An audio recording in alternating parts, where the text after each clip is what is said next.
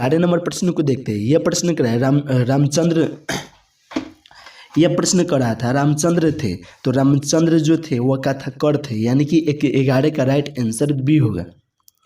12 number प्रश्न कर संस्कृत के 4 अध्याय किसकी रचना है, तो याद रखिएगा संस्कृत के 4 अध्याय रामधारी सिंह दिनकर की रचना है, यानी कि 12 का राइट आंसर डी होगा, रामधारी सिंह दिनकर की।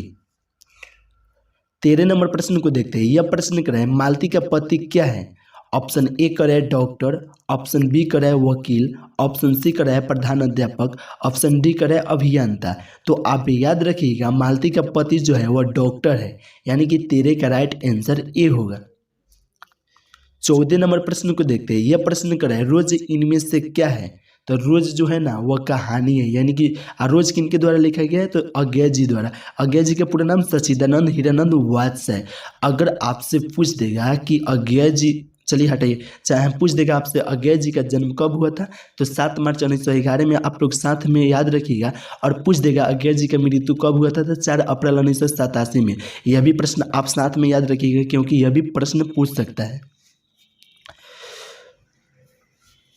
और देखिए यहाँ पे आ ही गया 15 नंबर प्रश्न क्या है, रोज कहानी के लेखक कौन है, तो अज्ञे जी है, तो राइट आंसर क्या होगा, बी होगा।